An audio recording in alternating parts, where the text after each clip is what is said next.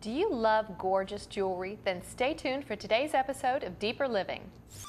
From coast to coast across North America, this is Deeper Living, bringing the inspirational marketplace to your front door. We exist to bring you the latest and greatest from authors, artists, and artisans around the world. You're going to love this. Welcome to Deeper Living. I'm your host, Ginger Garrett, and today we have a very special guest, Barbara Garwood. Welcome. Thank you. It's good to be back. And you have brought us some incredible jewelry. But this is not jewelry that we would find at a store, right? Just your average. Not usually. This is really special stuff. Tell us a little bit about your company. Well, I'm an importer and a designer, and I work exclusively over in the Mongolian area, Chinese Mongolia. And the craftsmen are been doing this for about 1,000 years. It's been passed down from generation to generation.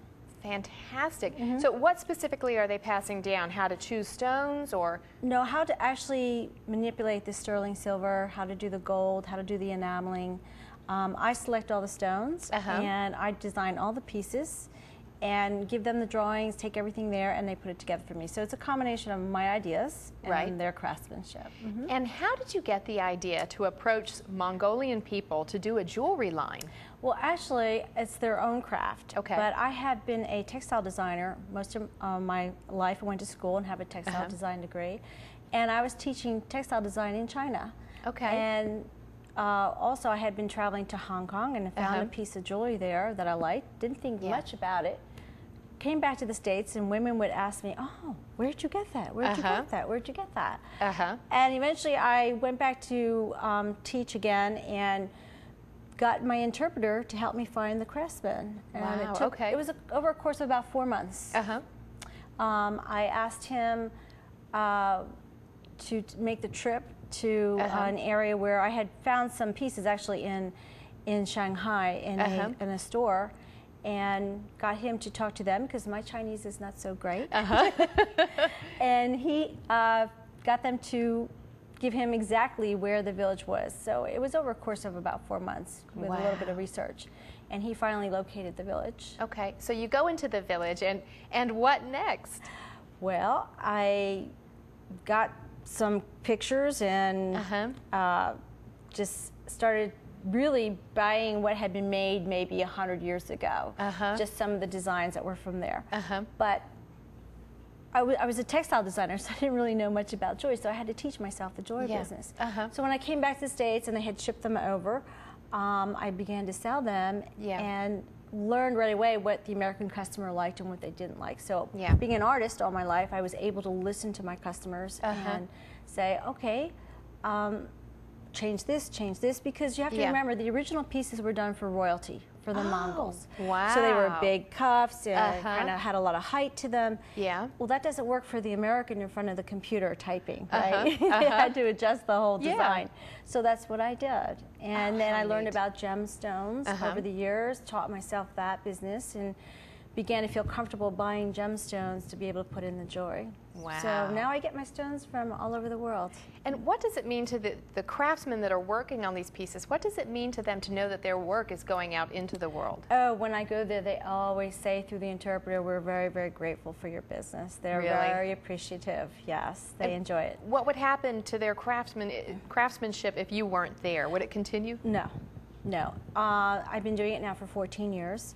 And they recently informed me maybe 2 or 3 years ago that I am the sole person designing, working with them in the village and bringing it back to the States. That before that, it had been exported to maybe India, Australia, Japan, those areas, but had never been brought to the States. But it has diminished in those countries. And we originally had access to about 300 craftsmen, and now we only have about 100, because that part of the world is modernizing very quickly. And so it's modernizing, and they're just not doing this anymore? Does it take a long time? Why would they stop? Yes, because one bracelet, which we'll see, takes 2 people 1 week to make. And the pieces here on the jewelry that we're going to look at, the pendants take 2 people probably 3 or 4 or 5 days to make. So it's very tedious. It's all done with tweezers, very intricate work. And how is the craft passed on in Mongolia? Is it like parent to child?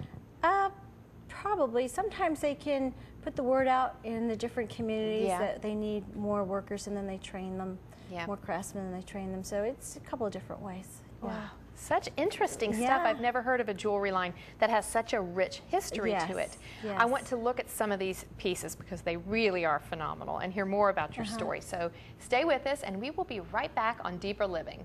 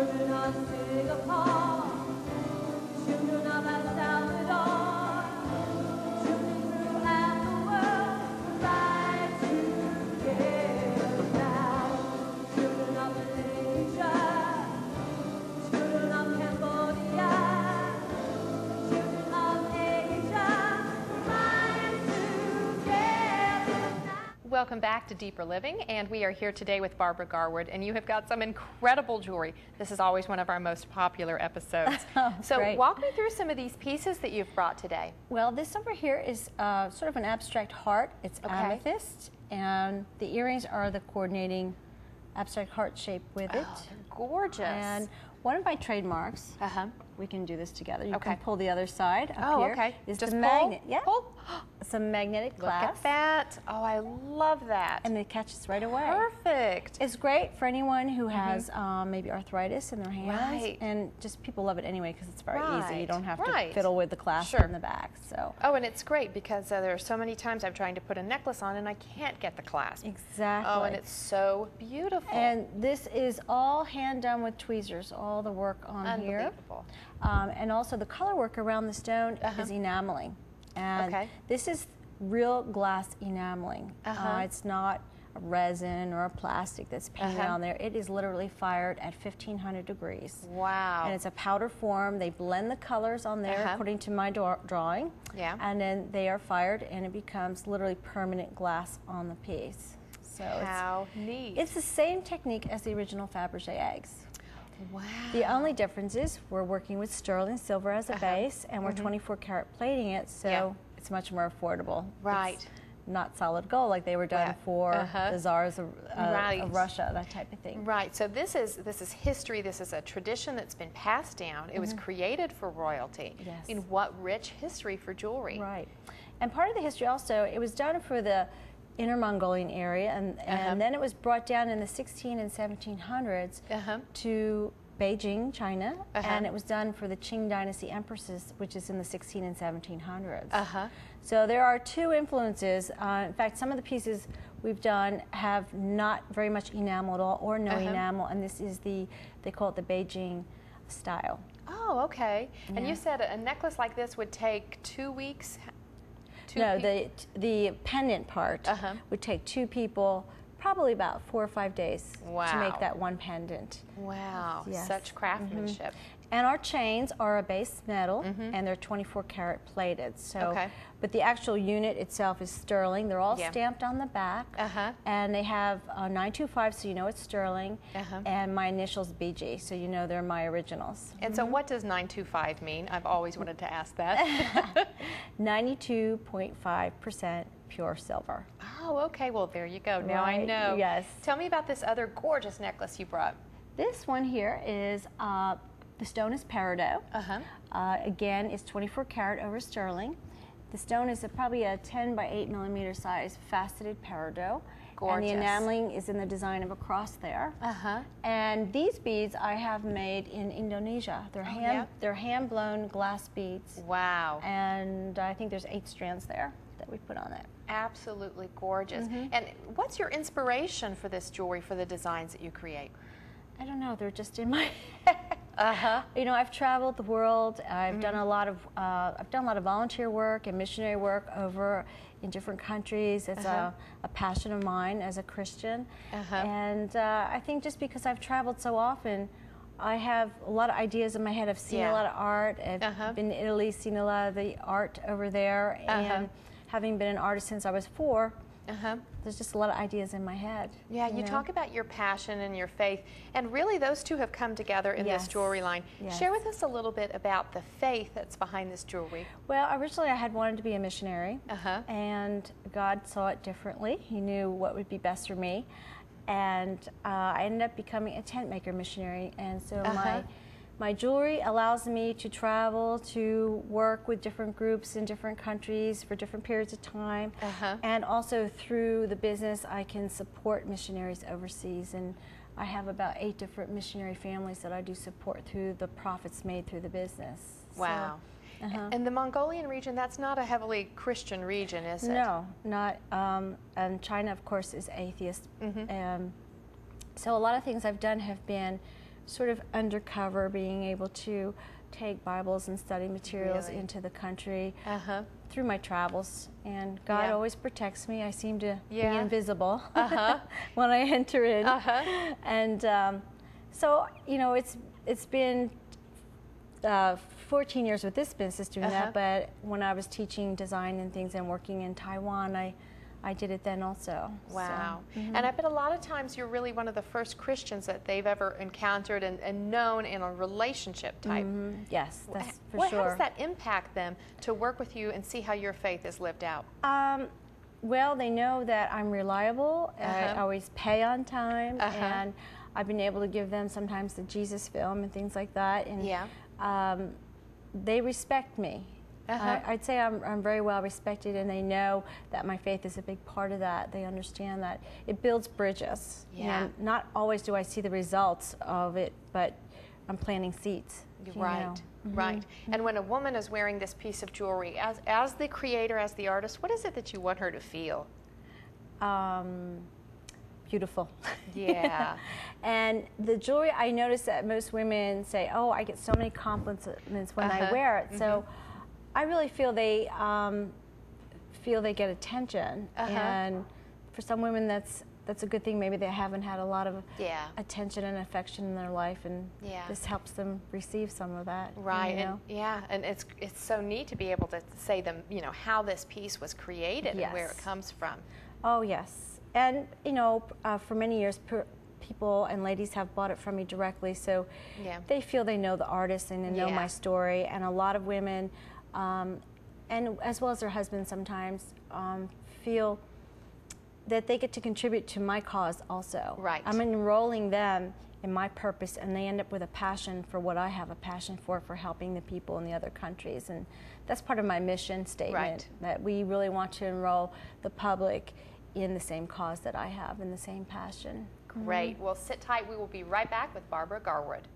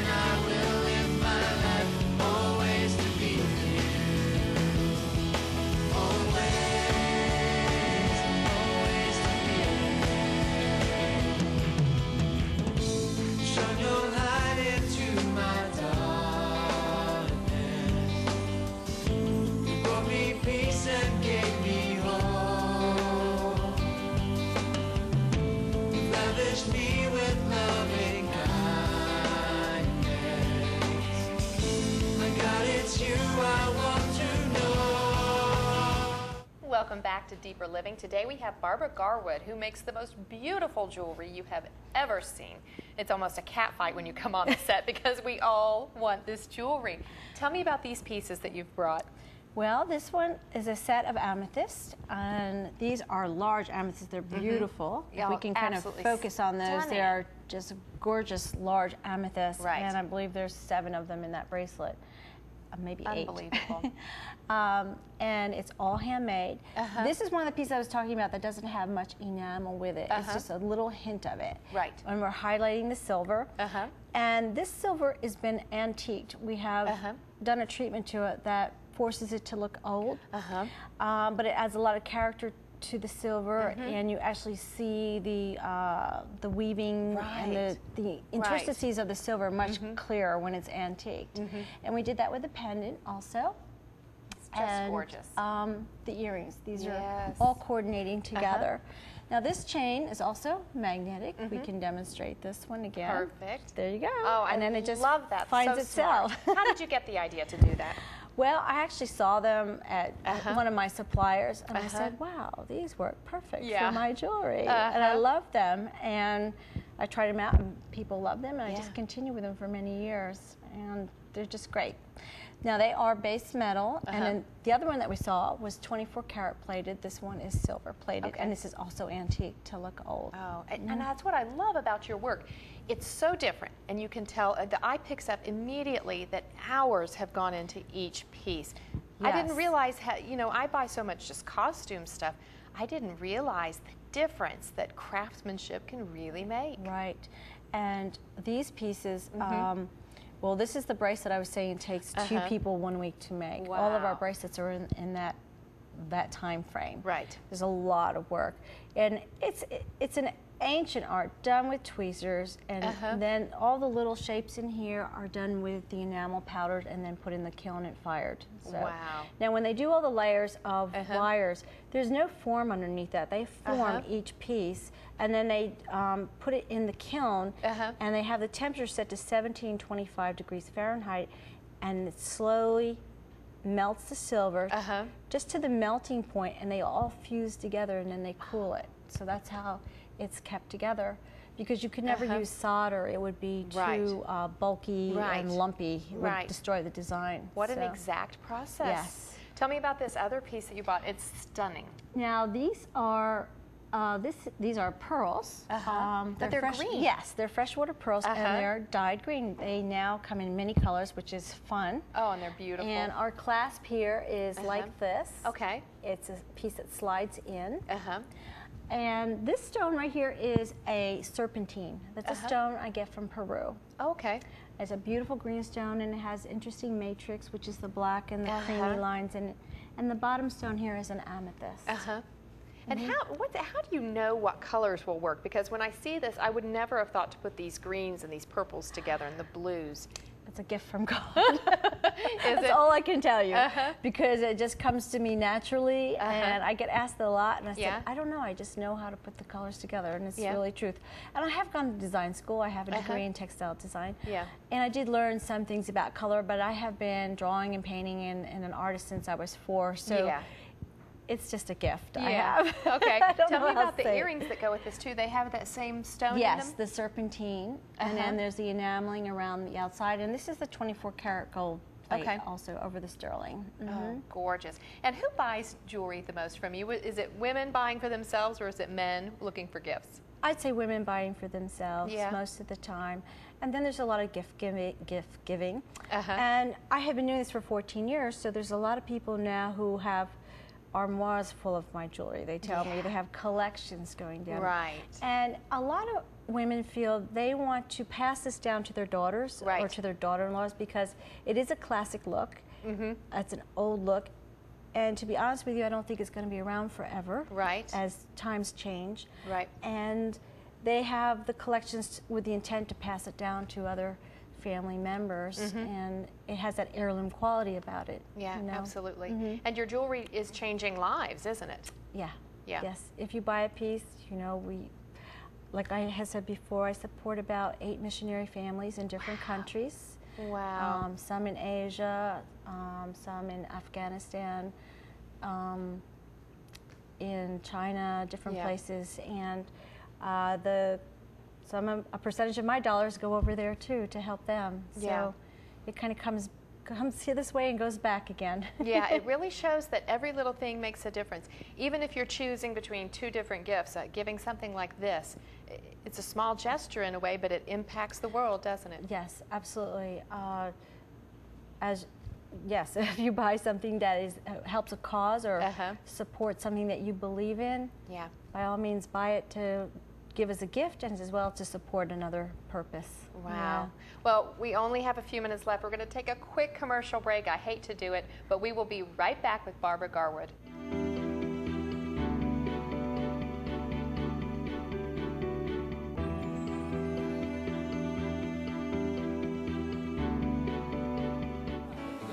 Every good and perfect gift comes down from heaven above.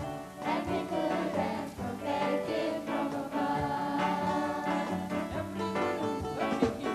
Every good and perfect gift comes down from heaven above. Every good and perfect gift from above.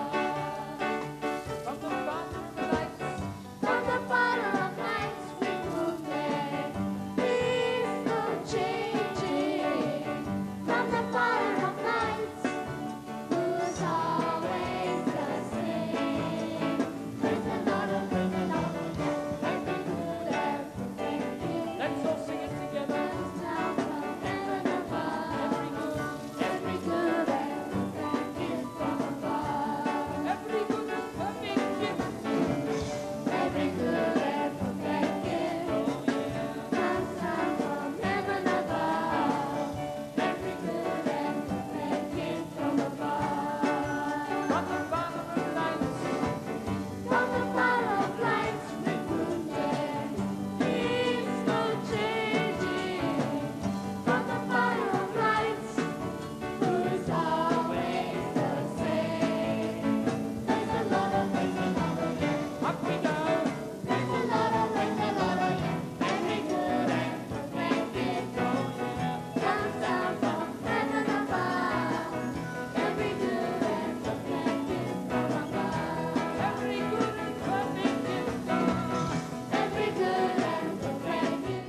Welcome back to Deeper Living. We've got just a few minutes left with Barbara Garwood. And tell us, you are designing for your own jewelry line, but you're also doing some work for a very famous organization, aren't you? Yes, National Geographic Society. Wow. I have been designing for their catalogs. They have a spring, summer, and holiday catalog for about 8 of them. Okay. And in fact, the most recent one just got released. And I only do maybe 1 or 2 pieces for them at a time, but they buy it because of the historic value of the art. They're an educational nonprofit organization, and their purpose is to educate people on different aspects of different cultures. It can be anything. Yeah. And in my particular case, it's the craft of that culture. And it's very interesting because when I had shown them the joy, well, actually, they found me at a trade show, and I said, "Oh, you're perfect for our catalog. And please get us some pieces." Well, they weren't so sure it was an original art form from that area. So many things are copied, and they said, "You're going to have to prove it." So it forced me to do the research on the history of the art form. And that's how come I know so much about it from the historical standpoint. And but they ended up taking it, and I have sold many designs to them over the years. So it's nice. Oh, that is fantastic. Now, you've got so many beautiful designs. Tell me real quick about these new designs. Okay, this is one of my silver collection, part of my silver collection, which we really haven't shown much. This is our first time, I think, showing silver. And these, again, are the pearls that are dyed in a silver color. And the stone is called chalcedony, and it's a strange spelling. The H is not pronounced, but it's a natural stone from the earth, and it's a natural blue, smoky, cloudy blue, gray color. It's beautiful. And then on the earrings, the top stone is a mystic topaz, which is it's a color change stone. It has a blue, green, kind of a rainbowish color on the top. And this over here is rhodochrosite, and this is a stone I get from Argentina. Okay. There's only one mine really that produces the beautiful natural pink color, and it's in Argentina. And these again are the dyed pearls in a nice kind of peachy color to go with the pendant, the slide. And these earrings are the same, the rhodochrosite stone, and it's 24 karat over the gold here. And this is the same kind of clasp we had before. Oh, okay. So. Perfect. And tell me, I know you have an amazing jewelry collection at home. What are some of your favorite pieces? What do they mean to you? Some of the unique stones are really special to me. I had one stone called Parrot Wing, which was from Mexico, and it was beautiful colors like a parrot.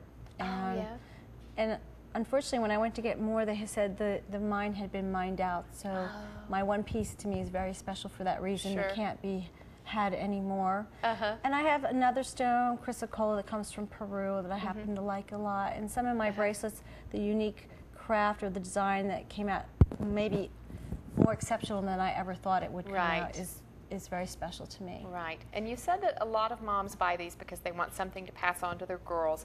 When that moment comes, when that mother is passing this beautiful piece of jewelry on, what do you think you want her to say to her daughter? I want her to say that maybe she knew the designer and that her purpose was not only to create beautiful jewelry, but to help spread the gospel in that area, in the Mongolian area, but also to help the economy of that village and that people group, that to keep them in their craft so they didn't have to leave the village to go to the big city. They could stay where they spent their whole life with their family. They didn't have to leave. Just to tell the story of the whole purpose behind the jewelry. Wow. Wow, what a legacy. Yeah. Well, thank you for spending time with us today. Thank you. If you want more information, visit our website at DeeperLiving.com. Bye-bye. Bye-bye.